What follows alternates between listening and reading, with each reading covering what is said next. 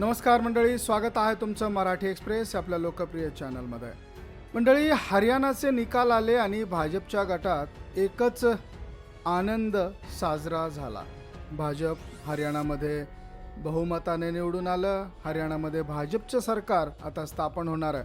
परंतु महाराष्ट्राच्या देखील निवडणुका याच धर्तीवर आता होताना दिसतात. महाराष्ट्रामध्ये देखील निवडणूक आहे आणि ज्यामुळे हरियाणामध्ये जिंकले, महाराष्ट्रात तोच पॅटर्न राबवणार अशा देखील बातम्या मध्यंतरी आल्या. जातीचं समीकरण, जातींच्या समीकरणावरती कशा पद्धतीनं काम केलं जातं आहे किंवा काँग्रेसला कुठल्या गोष्टींचा फटका बसला, या सगळ्या कारणांची मीमांसा ही गेल्या काही दिवसांमध्ये झाली आहे. आणि आता ओबीसी विरुद्ध मराठा अशा सगळ्या प्रकरणामध्ये, मराठा विरुद्ध ओबीसी या सगळ्या प्रकरणामध्ये ज्या काही पद्धतीनं राजकीय मंडळी महाराष्ट्रामध्ये सत्ता आणण्यासाठी प्रयत्नशील आहेत, त्या सगळ्या मुद्द्यांना आज आपण या व्हिडिओच्या माध्यमातून चर्चेत घेणार आहोत. बघणार आहोत की कशा पद्धतीनं महाराष्ट्रामध्ये जातीय समीकरणं ही आता सेट केली जात आहेत, त्याचा काय फायदा होऊ शकतो, कशा पद्धतीनं तोटा होऊ शकतो, कोण सत्तेपासून दूर जाऊ शकतं, कोण सत्तेच्या जवळ येऊ शकतं. त्याचबरोबर मनोज जरांगे पाटील यांनी घेतलेली जी भूमिका आहे, ती भूमिका आणि त्यानंतर भाजपने ओबीसीच्यासाठी घेतलेली भूमिका, मायक्रो ओबीसींसाठी घेतलेली भूमिका, यामध्ये कशा पद्धतीनं जातीय समीकरणांचा वापर, विचार हा केला जाणार आहे आणि त्यानुसार काय काय होऊ शकतं, कशा गोष्टी घडू शकतात, हे आजच्या या व्हिडिओमधनं बघणार आहोत. तर मंडळी, महाराष्ट्रामध्ये मराठा आरक्षणाला काउंटर करणं भाजपला जमेल का? तर त्यासाठी महत्त्वाचा मुद्दा आणि तो म्हणजे एकट्या मराठा समाजाची असणारी ताकद. एक गठ्ठा मराठा मतदान भाजपच्या विरोधात जात नाही. उमेदवारांचं गणित, लोकल समीकरण त्यासाठी कारणीभूत ठरतं.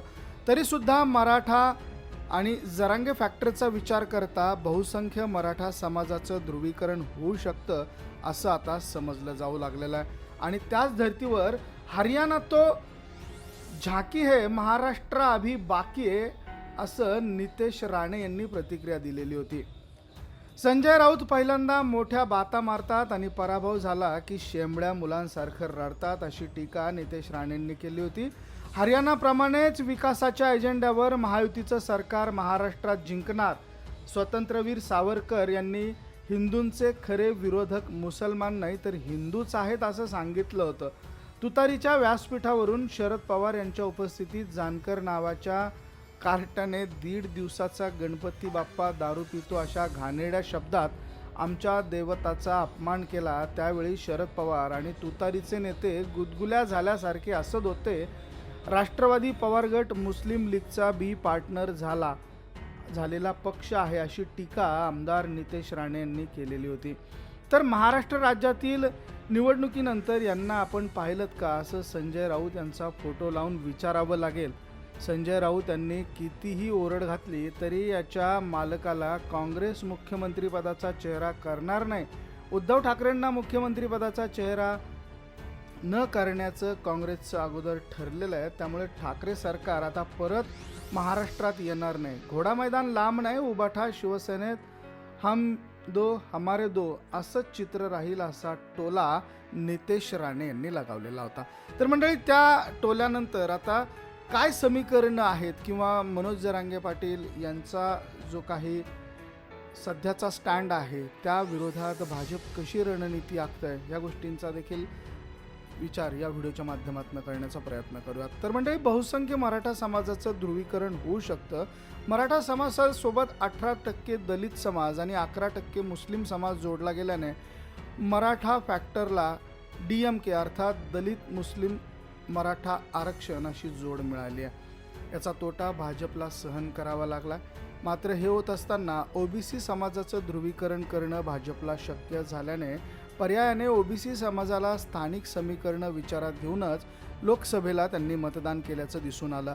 आता हाच बेस समजावून घेत असताना भाजपला जर ओबीसी किंवा मराठा फॅक्टर वजा करायचा असेल तर 2 प्रमुख गोष्टींवरती काम करावं लागतं. यातली पहिली गोष्ट म्हणजे मराठा समाजासोबत दलित आणि मुस्लिम फॅक्टरचं ध्रुवीकरण न होऊ देणं, आणि दुसरी गोष्ट म्हणजे ओबीसी समाजाचं ध्रुवीकरण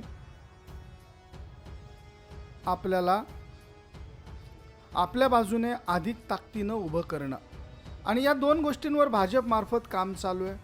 तर त्याचं उत्तर नेमकं कसं, तर मराठा समाजासोबत आलेल्या दलित फॅक्टरविषयी सुरुवातीला या व्हिडिओमधनं आपण जाणून घेण्याचा प्रयत्न करू. प्रकाश आंबेडकर यांच्यामुळे दलित मतदार किमान इंडिया आघाडीकडे शिफ्ट होणार नाही अशी शाश्वती लोकसभेला भाजपला आली होती. पण लोकसभेत काँग्रेसच्या बाजूने हा दलित मतदार झुकल्याचं दिसलं. त्याचं प्रमुख कारण होतं संविधान बदलाचं नरेटिव्ह.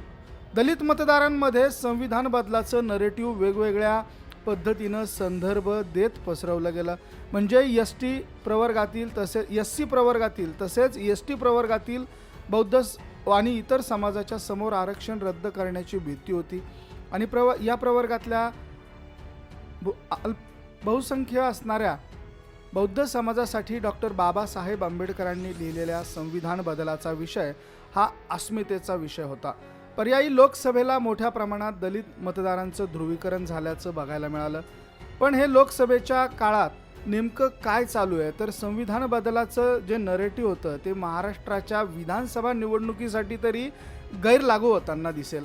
पर्यायी एससी समुदायातून हिंदू दलित हे नरेटिव्ह भाजप अधिक भक्कम करताना दिसेल. बौद्ध समाज 20%, तर मातंग समाज 12% आणि चर्मकार समाज हा या आकडेवारीमधनं समोर येतात. डॉक्टर बाबासाहेब आंबेडकरांचा पराभव काँग्रेसने केला होता हे दलित किंवा विशेषतः बौद्ध दलित समाजाचं राजकीय सोयीसाठी वापर करून घेत आलेला आहे. आणि असं नरेटिव्ह भाजप समोर आणताना दिसत आहे. आता राजकीय समज अधिक असणाऱ्या या समाजाबद्दल किमान काँग्रेससोबत त्यांनी जाऊ नये, म्हणजेच तो महाविकास आघाडीसोबत न जाता स्वतंत्रपणे जावा यासाठी आता प्रयत्न केले जातात. मातंग समाज आणि 12% असलेला चर्मकार समाज यांना आकर्षित करण्यासाठी भाजप विशेषतः संघ कामाला लागल्याचं सांगितलं जात आहे. दलित मराठा युती न होता किमान दलित समाज आपलं स्वतंत्र राजकारण त्यांनी करावं, ही स्टेटस भाजप आणि दलित मराठा विधानसभेला एकत्रित होणार नाहीत याची काळजी आता भाजप घेताना दिसणार आहे. आता मराठा समाजासोबत एकत्र येणारा दुसरा समाज तो म्हणजे मुस्लिम समाज. मुस्लिम समाज काहीही झालं तरी भाजपसोबत जोडला जाणार नाही याची जाणीव भाजपला आलेली आहे. मग अशा वेळी मुस्लिम धार्जिन धोरण स्वीकारून समाजाला आकर्षित करणं भाजपसाठी तसं कठीण असणार आहे. मात्र त्याचवेळी मुस्लिम धर्म समाजकारणाचे आरोप करून भाजप मोठ्या प्रमाणात हिंदुत्वाचा राजकारणात मराठा समाजाला मोठा चंक आपल्याकडे आकर्षित करून घेऊ शकतो. मंडळी, निवडणुकीनंतर खुद्द देवेंद्र फडणवीस यांनी लावलेला याच दिशेने भाजपची रणनीती असल्याचं दाखवतं. मोठ्या प्रमाणात मुस्लिम समाज महाविकास आघाडीकडे जातोय. मराठा समाजातल्या एका टक्केवारीने आपल्याकडे खेचून घेण्याचं काम सध्या भाजपकडून केलं जात आहे. तर या सगळ्यांना मराठा समाजाची बेरीज करणाऱ्या दलित आणि मुस्लिम मतदारांच्या संदर्भात भाजपचं हे नरेटिव्ह असू शकतं आणि ते आपण आता विस्ताराने पाहिलेलं आहे. आता त्यानंतरचा महत्त्वाचा प्रश्न निर्माण होतो तो म्हणजे ओबीसी समाजाचं भाजपच्या बाजूने ध्रुवीकरण होणं आणि तो समाज भाजपच्या मागे उभा राहणार असं देखील लक्षात घेता येण्यासारखं आहे. तर ओबीसी समाजात 350पेक्षा अधिक जातींचा समावेश होतो. धनगर, माळी, वंजारी यांची आकडेवारी मोठी आहे. ओबीसी प्रवर्गात ही प्रमाण यांचं अधिक आहे. अनेक ठिकाणी ओबीसी प्रवर्गातल्या या जातीत एकमेकांच्या मध्येच स्पर्धा असल्याचं पाहायला मिळालेलं आहे. त्यामुळे माधव पॅटर्नचा यशस्वी प्रयोग करून एकत्र आणणं भाजपसाठी अडचणीचं ठरताना लोकसभेपूर्वी दिसलं. माळी जात समूहात असणारे छगन भुजबळ हे ओबीसी आरक्षण विरोधात आक्रमक होते, तर दुसरीकडे भाजपने पक्षांतर्गत वंजारी समाजात न येणाऱ्या पंकजा मुंडे यांच्या नेतृत्वाला बळ द्यायला सुरुवात केली होती. हा एक प्रवर्ग म्हणून जातीनुसार ध्रुवीकरण तर ते आपल्या बाजूने झुकवण्यासाठी भाजपचे प्रयत्न राहणार आहेत. त्यात सगळ्यात मोठं आणि महत्त्वाची भूमिका बजावणार आहे तो मायक्रो ओबीसी. लोहार समाज, सुतार समाज अशा तुलनेने कमी संख्या असणाऱ्या मायक्रो समाजासाठी महामंडळांपासून ते विश्वकर्मा योजनांसारख्या योजना आपल्याकडे खेचून घेण्याचा प्रयत्न भाजप करताना दिसतात. तर या ओबीसी हा प्रवर्ग म्हणून ध्रुवीकरणावर असलेल्या मर्यादा ओळखून जात समूहांमार्फत ध्रुवीकरणाची स्ट्रॅटर्जी भाजप आखायला लागलंय असं आता म्हणता येऊ शकतं. तर ओबीसी समाजाच्या बाबतीत बोलायचं झालं तर ओबीसी समाजाच्या ध्रुवीकरणासाठी काही प्रमुख फॅक्टर कारणीभूत ठरतील, जसं की मराठा मुख्यमंत्री असणं. जरांगे पाटलांच्या बहुतांश मागण्या मान्य होत होत्या मुख्यमंत्री एकनाथ शिंदे यांच्यामार्फत, कारण आपण मराठा समाजाचे आहोत आणि मराठा मुख्यमंत्री आहेत असं समोर येताना दिसतं. तर ओबीसी समाजाला जर मुख्यमंत्री हवा असेल तर एकमुखाने भाजपच्या मागे उभं राहावं लागणार आहे. भाजपसोबत असणारा मराठा मतदार आणि सर्वसामान्य ओबीसी मतदार मराठा तर मुख्यमंत्रीपदासाठी देवेंद्र फडणवीस यांचा चेहरा पूरक ठरू शकतो. पण भाजप बहुमताने सत्तेत आली तर मराठीत मुख्यमंत्री मिळेल या जाणीवेतून ओबीसी समाजाचं ध्रुवीकरण महाविकास आघाडीच्या मागे उभं राहील.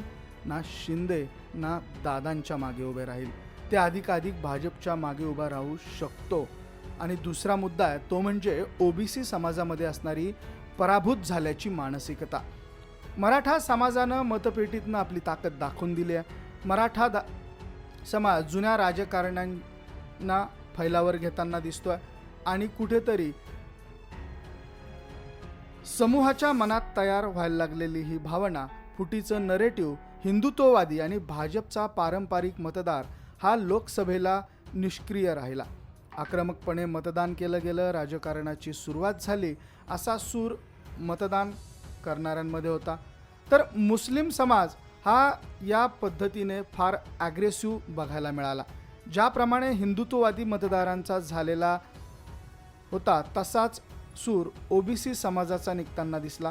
मराठा समाज एकमुखाने महाविकास आघाडीसोबत जात असताना ओबीसी आरक्षण प्रोटेक्ट करण्याची जबाबदारी घेतलेल्या भाजपला जर साथ दिली नाही तर भविष्यात मोठे नुकसान सहन करावं लागू शकतं ओबीसी समाजाला, असा नरेटिव्ह आता समोर येतो आहे, अशी भावना समोर येते आहे.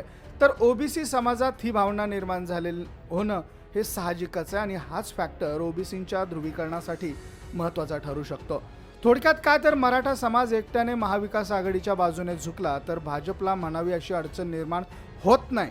पण मराठा, दलित प्लस मुस्लिम हे जर गणित परफेक्ट बसलं तर महायुतीचा महाराष्ट्रात मोठा पराभव होऊ शकतो. यातूनच महाविकास आघाडीकडे किमान हे पक्ष किंवा हा समाज जाणार नाही यासाठी महायुती आणि भाजपा प्रयत्नशील असणार आहे. यासाठी दलित मतांचं डायव्हर्जन आणि मुस्लिम मतांचं ध्रुवीकरण हे महाविकास आघाडीच्या स्ट्रॅटर्जीला हिंदुत्वासाठी मराठा मतदार कव्हर करण्याची रणनीती भाजपा आखताना दिसू शकते. अशातच संभाजी महाराजांच्या स्वरूपात स्वराज्य संघटनेने उमेदवार दिले तर हा पक्ष मराठा मतदारांना आकर्षित करून घेईल. जरांगे पाटलांच्या मागे पाडापाडी नको, आता उमेदवार द्या असं म्हणणाऱ्यांची संख्या देखील खूप मोठी आहे. अर्थात वेगळा घटक याच गोष्टीसुद्धा पुढे करणार आणि भाजपसाठी हे पथ्यावर पडणारं ठरू शकतं. पण हे असंच होईल किंवा असंच घडेल आणि मराठा समाजाला काउंटर करता येईल असं म्हणणं देखील ठामपणे आपल्याला म्हणता येणार नाही. मराठा फॅक्टर आणि या सगळ्या गोष्टी इतक्या सहज होतील हे म्हणणं देखील सोपं नाही आहे. आणि अशा प्रकारे मराठा समाजाला काउंटर करताना काही मर्यादासुद्धा भाजपसमोर येऊ शकतात. त्या मर्यादा म्हणजे मराठा फॅक्टर काउंटर करण्याची पहिली मर्यादा आहे अर्थात शरद पवार. जातीच्या राजकारणात कितीही बेरजा वजाबाक्या केल्या तरी शरद पवार हे जातीच्या राजकारणात योग्य बेरजा लावणारे नेते म्हणून ओळखले जातात. उदाहरणार्थ मराठा वेगळा विचार करतो, मराठवाड्यातला मराठा वेगळा विचार करतो, पश्चिम महाराष्ट्रातला मराठा वेगळा विचार करतो आणि त्याप्रमाणे ते उमेदवार देत स्ट्रॅटर्जी आखणं हे पवारांनी हेरलेलं होतं. हरियाणासारख्या भौगोलिकदृष्ट्या छोट्या राज्यावर होणारा स्ट्रॅटर्जी हे संपूर्ण महाराष्ट्रात भाजपाला वापरता येणार नाही. विदर्भासारख्या भागामध्ये 2 ओबीसी प्रवर्गातच सत्ता स्पर्धा चालताना दिसते. आता मराठा फॅक्टर काउंटर करण्याची दुसरी भाजपची मर्यादा म्हणजे महाराष्ट्रातल्या गावगाड्यात असणारी भावकी पद्धत. मराठा आणि ओबीसी हे दोन्ही समाज सत्ता स्पर्धक असले तरी संपूर्ण ओबीसी समाजाचा यामध्ये उल्लेख करता येत नाही. ओबीसी प्रवर्गातला धनगर, माळी, वंजारी असे मोठे जात समूह हे मराठा समाजाचे स्पर्धक म्हणून ओळखले जातात आणि हे सगळेच जात समूह एकमेकांचे स्पर्धक सुद्धा राहिलेले आहेत. याशिवाय वेगवेगळ्या भौगोलिक क्षेत्रात या समाजाची संख्या ही वेगवेगळी असल्याने त्याचे परिणाम त्या भागात तसे बघायला मिळालेले आहेत. उदाहरणार्थ वंजारी जात समूह मराठवाडा आणि काही प्रमाणात पश्चिम महाराष्ट्राच्या भागात तुल्यबळ आहे, पण सांगली किंवा कोल्हापूर जिल्ह्यात विखुरलेला हा समाज विखुरलेला पाहायला मिळतो. तर मराठा राजकारणांचा स्पर्धक म्हणून समोर न येता सहयोगी म्हणून समोर बहुतांशी ठिकाणी हा समाज येतो. हीच गोष्ट प्रत्येक जात समूहाच्या बाबतीत होते. दुसरीकडे पश्चिम महाराष्ट्राचा विचार केला तर गावगाड्याच्या राजकारणात दोन मराठा भावकीचं राजकारण, या एकमेकांच्या स्पर्धकांमध्ये असलेलं राजकारण हे मोठ्या प्रमाणात दिसून येतं. दोन मराठा भावकी यामध्ये ओबीसी आणि मायक्रो ओबीसी मात्र विभागलेला दिसतो. थोडक्यात दोनच गुरव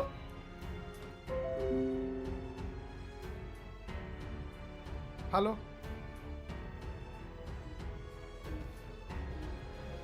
थोडक्यात काय तर मराठा समाजाच्या सोबत राजकीय निर्णय घेत असताना मायक्रो ओबीसी आणि ओबीसी देखील पूरक आहेत असं म्हणायला हरकत नाही. पश्चिम महाराष्ट्रातल्या गावगाड्यात मराठा आणि दलित समाज एकत्रित राजकीय भूमिका घेताना दिसतो, तर मराठवाड्यात मात्र नामांतर चळवळीमुळे मराठा आणि दलित समाज एकमेकांच्या विरोधात राजकीय भूमिका घेताना दिसतो. थोडक्यात काय तर भौगोलिक विविधतेनुसार महाराष्ट्रातल्या गाव पातळीतलं स्ट्रक्चर हे जर का आपण पाहिलं तर महाराष्ट्रात मराठा इक्वेशन टाकलं तर मराठा आणि ओबीसी आणि दलित हे एकमेकांना सहाय्य करतात हे आतापर्यंत बघायला मिळालेलं आहे. त्यामुळे केवळ ओबीसीच वेगळं होऊन मराठा समाजाला मदत करेल आणि मराठा समाजाची विजय होईल किंवा ओबीसी आणि मराठा यांच्यामध्ये जातीय समीकरणं हे भाजपला बसवता येतील आणि मग ओबीसींच्या मार्फत युतीचा भाजपचा विजय सुकर होईल हे देखील म्हणणं तितकंच चुकीचं किंवा अवघड ठरू शकतं. त्यामुळे मराठा समाजामधील या संपूर्ण घडामोडींचा आणि ओबीसी समाजामधील या संपूर्ण घडामोडींबद्दल तुम्हाला काय वाटतंय? तुमच्या प्रतिक्रिया, तुमच्या कमेंट्स अवश्य नोंद करा. हा व्हिडिओ तुम्हाला कसा वाटला कमेंट करून अवश्य कळवा. बघत रहा मराठी एक्सप्रेस. धन्यवाद.